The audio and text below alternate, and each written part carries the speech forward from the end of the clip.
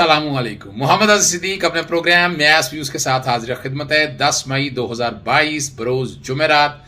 आप ये प्रोग्राम शाम 7:15 बजे देख रहे होंगे। बहुत से इश्यूज़ हैं जिसमें बहुत सी ज़्यादा डेवलपमेंट है, उस पर गुफ्तगू करनी है। लेकिन सबसे पहले आपको एक बुरी खबर, वो मैंने ऑलरेडी शेयर कर चुका हूँ, डॉक्टर शाहिद कुरैशी साहब के हवाले से। अल्लाह ताला मग़फ़रत करे उनकी। मेरे साथ अक्सर प्रोग्राम में देखा करते थे आप। पैट्रियट, बेहतरीन इंसान, असूलों पे चलने वाला आदमी। अल्लाह ताला मंजिलें आसान करे, मग़फ़रत करे। ऐसे लोग कम मिलते हैं कि जिनका अपना एक तजर्बा है और जिन्होंने बड़ी मेहनत से अपना नाम बनाया। पाकिस्तान से बाहर बैठ के भी उनके लिए, पाकिस्तान के लिए दिल धड़कता है। अल्लाह ताला आसानी रखिए, उनके ख़ानदान को सब्र जमील अता करे। बैकग्राउंड पे उनकी तस्वीरें चल रही हैं और कोई थोड़ा सा कोई प्रोग्राम के हवाले से कोई एक आध प्रोग्राम का क्लिप जो है, या अब बेसिकली यादाश्त के लिए ज़रा सुन लीजिएगा। जी, बिस्मिल्लाहिर्रहमानिर्रहीम।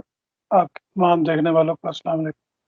देखिए, मैं वो चीज़ें जो ऑलरेडी डिस्कस हो रही हैं, ये हो चुकी हैं, उस पे तो बात नहीं करूँगा। लेकिन अभी ये आपके जजेस ने जो फ़ैसला दिया है, इट इज़ ये जो फ़ैसला है, जो 4 जजेस ने अपनी जजमेंट लिखी है, और जो 6 जजेस ने जो अपने बात की है, लेकिन मेजॉरिटी जजमेंट जो आई है वो जुडिशल हिस्ट्री के अंदर एक लैंडमार्क है। अब मैं आपके सामने कुछ नुक्ते रखूँगा और I would like your spirit judiciary to consider it.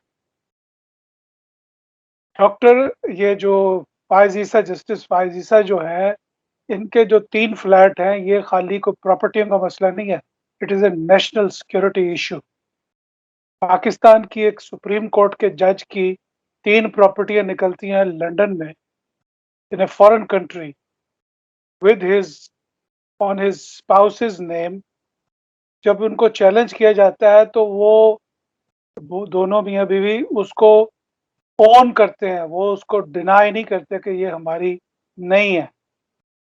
They they admitted the ownership. उसकी जो मनी ट्रेल है, वो तो अभी उनको जवाब देना उनको बाकी है कि किस एजेंसी ने, किस लोगों ने, किस माफिया ने उनको पैसे दिए, क्योंकि उनके तो अ, अ, अ, जो मनी ट्रेल है, उसके अलावा वो अंग्रेजी में कहते हैं the maths is not adding up. The math, जो उनकी इनकम और उनकी स्पेंडिंग है, वो एड अप नहीं हो रही है। तो it is a national security issue in any country of the world. अगर चीफ जस्टिस साहब के पास ये इख्तियार है या था, तो उनको चाहिए था कि फ़ाइज़ ईसा से फौरी तौर पे इस्तीफ़ा ले लेते, बजाय टेक्निकलिटीज़ के अंदर पढ़ने।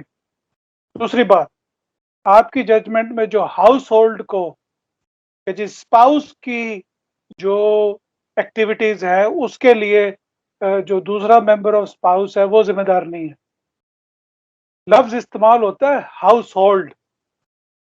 हाउस होल्ड का मतलब होता है कि एक घर है, उसके अंदर होने वाली सारी की सारी एक्टिविटीज़ के सब लोग ज़िम्मेदार होते हैं। कलेक्टिव रिस्पॉन्सिबिलिटी होती है उस घर में होने वाली एक्टिविटी। फ़ाइज़ ईसा साहब जो है, वो अपनी बीवी की जो प्रॉपर्टी है, उसके 50%। मैंने इस पे कंडोलेंस शेयर की थी। Doctor Shahid Qureshi passed away peacefully February 2022 due to congestive heart failure. He was a true patriot who had always striven for the prosperity of Pakistan and its people. He will be dearly missed and will be remembered by millions of Pakistani for generations to come. अब ये सारा कुछ मैंने, और मकसद सिर्फ इतना है कि उनकी खिदमात को याद रखना है और हमें उनकी खिदमात को सराहना है। और अब चलते हैं अगले इशू की तरफ। और वो इशू देखिए, आप तक डेवलपमेंट आनी बड़ा ज़रूरी है। पहले तो श्रीलंका मनी लॉन्ड्रिंग केस के हवाले से जो आपका जिक्र करना है कि शहबाज शरीफ और हमजा शरीफ पर 18 फरवरी को फ़र्द जुर्म आयद करने का हुक्म दे दिया। कॉपियाँ तकसीम कर दी गई। अब ये अगर आपने इसमें JIT ना बनाई तो कल बड़े मसाइल पैदा होंगे आपके लिए, मैं पहले बता दूं। इसमें बहुत सी चीज़ें आने वाली हैं जो रिकॉर्ड पे या बहुत तेज़ी इसलिए की जा रही है कि जल्दी जल्दी फर्द जुर्म आयद हो जाए और नए सिरे से कोई इंक्वायरी और इन्वेस्टिगेशन या उसी में चेंज ऑफ इन्वेस्टिगेशन के हवाले से कुछ चीज़ें रिकॉर्ड पे ना आ जाए। डिफेक्टिव इन्वेस्टिगेशन है, ये फैसला वो इन्होंने करना है। और आपको पता है जो बातें हैं मैं वो नहीं कहना चाहता, लेकिन मैं अभी आगे चलने से पहले मैं बताता चलूँगा आपको कि ये चीज़ें सोचने वाली हैं। बड़ा सीरियस इशू है और इसको आपने तवज्जो ना दी तो इसमें शहबाज शरीफ और हमजा शरीफ को बड़े फ़ायदे मिल सकते हैं। एंटी मनी लॉन्ड्रिंग एक्ट के हवाले से बहुत से लकूनाज हैं, बड़ी डिटेल में मैं डिस्कस कर चुका हूँ और मेरी कोशिश यही रही है कि वो चीज़ें सारी रिकॉर्ड के ऊपर आ जाएं और आप आसानी से चीज़ों को देख सकें। और यहाँ FI ऑफिसर का बदलना और अभी तक ट्रांसफ़र क्यों ऑर्डर इम्प्लीमेंट नहीं हुआ, बदनीति पर मबनी है। ये शरीफ ख़ानदान आज भी गॉडफादर या सलीम माफिया की तरह सिस्टम में बैठा हुआ है और एडवांटेज ले रहे हैं। समी इब्राहिम के साथ रात में प्रोग्राम में था, सुनिएगा मैंने क्या कहा। मामला को देख रहे हैं अजहर सदीक साहब।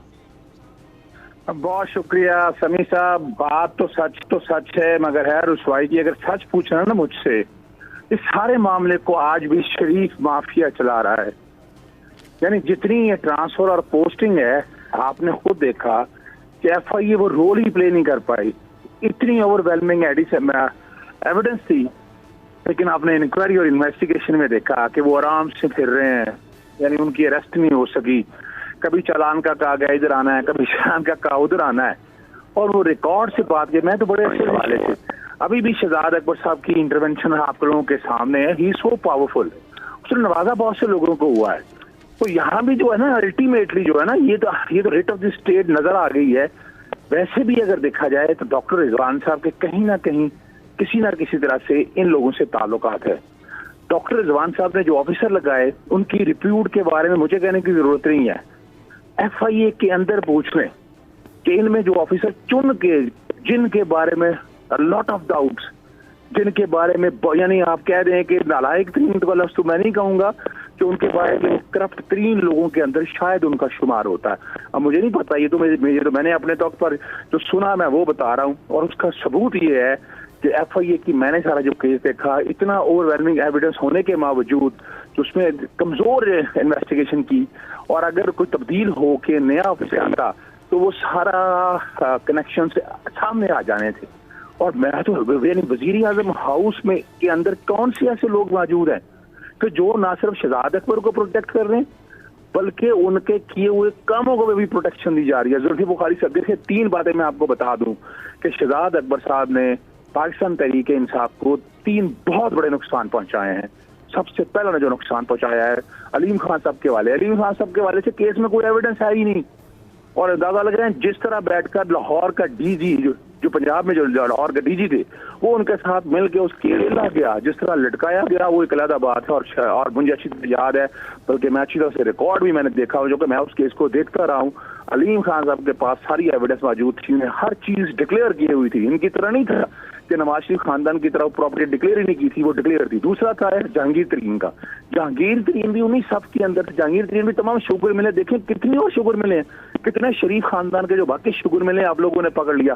क्या शरीफ क्या कितने जरदारी के साथ जितने ग्रुप हैं शुगर मिल्स के, उनके साथ कितने लोगों के साथ ये कर लिया। वाई ओनली जहांगीर तरीन वाज टारगेटेड। थर्ड था जुल्फी बुखारी। जुल्फी बुखारी के साथ कसूर था, रिंग रोड में जो असल कसूर था वो तो लोग आपने छोड़ दिए। जुल्फी बुखारी के साथ कसूर था, रिंग रोड में जो असल कसूर था वो तो लोग आपने छोड़ दिए। और वो तो रिकॉर्ड की बातें हैं, वो सिर्फ और सिर्फ निशाना बना के जो इमरान खान साहब के करीब है ना, उन लोगों को दूर किया गया। ये भी तहकीक आज आप करके देख लें, आप लोगों को अंदाजा हो जाएगा कि ये लोगों का शहजाद अकबर ने कितना नुकसान पहुंचाया। बाकी भाई देखिए मेरिट पे करें आप, सिर्फ इस चक्कर में बराबर में कर रहे हैं। भाई बराबर का मतलब है, बराबर का मतलब ये नहीं है मेरिट, और मेरिट पे ये सारा कुछ काम होना चाहिए। और अभी भी मुझे तो अभी भी गट्स फीलिंग है। मैं तो मैंने आपको इस प्रोग्राम में उस दिन कह दिया था कि जिस तरह बैठ के कुछ हाफी सारे इस मामले को देख रहे हैं, ये ज्यादती है। और वजह क्या है कि मरियम का आज भी, मरियम नवाज का आज भी ग्रुप देख लीजिएगा, वहां बैठ के इंग्लैंड में देख लीजिएगा कि जो कुछ कहा गया उसी पे अमल हुआ है। और वो लोग इसीलिए आराम से फिर रहे हैं, उन्हें कोई टेंशन नहीं है, उन लोगों को कोई फिक्र नहीं है, उन लोगों को कोई परेशानी नहीं है। बुनियादी वजह यही है। जी, आपने वो सारा सुन लिया और मेरा मकसद है आप तक सच बताना। और अगला इशू जो मैंने आपके सामने रखना है वो रखना है, इसहाक डार ने हलफ लेने के लिए खत लिख दिया। एब्सकॉन्डर है, एब्सकॉन्डर का किस बुनियाद पर हलफ लेंगे आप जी?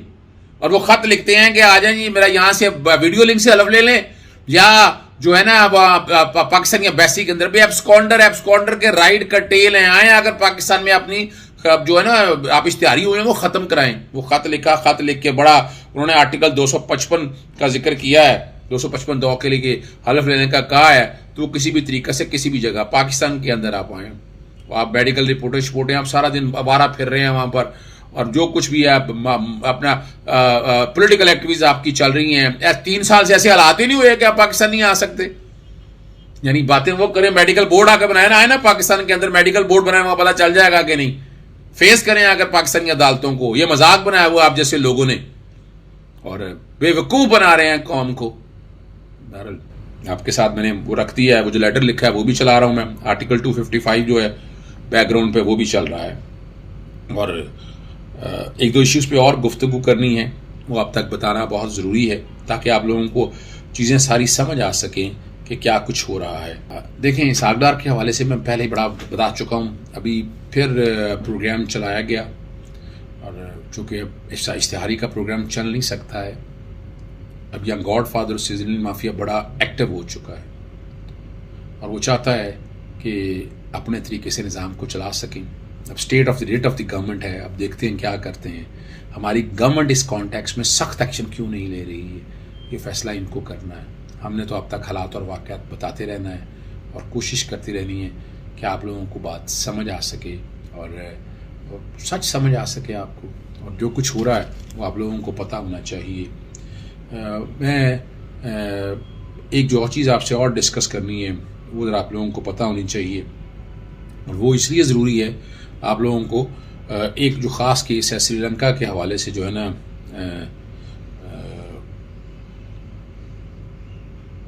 जो ट्रायल है, मुकदमे का ट्रायल जो है वो लाहौर में करने का फ़ैसला कर लिया गया है जी।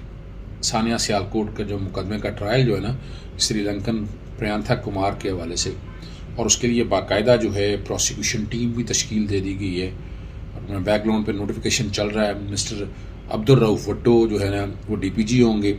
एंटी टेररिज्म जो कोर्ट है उसमें सेंट्रल गुजरांवाला जो है ना वो सेंट्रल जेल कोट लखपत में ट्रायल होगा। DPG हैं, प्रोसिक्यूटर जनरल हैं और DDPP हैं, वो पूरी टीम नॉमिनेट कर दी है जो इस ट्रायल को करेगी, और ये ट्रायल अपने मंतकी अंजाम की तरफ बहुत जल्दी पहुंचेगा। पाकिस्तान एक पुरअमन मुल्क है, और पाकिस्तान ने कभी भी टेररिज्म या इस तरह की एक्टिविटीज़ को ना बढ़ावा दिया है ना कभी कोशिश की है। हालात और वाक़यात आपके सारे सामने मैंने सच रख दी हैं। इजाज़त चाहूँगा। अस्सलाम वालेकुम, अल्लाह हाफ़िज़, पाकिस्तान जिंदाबाद।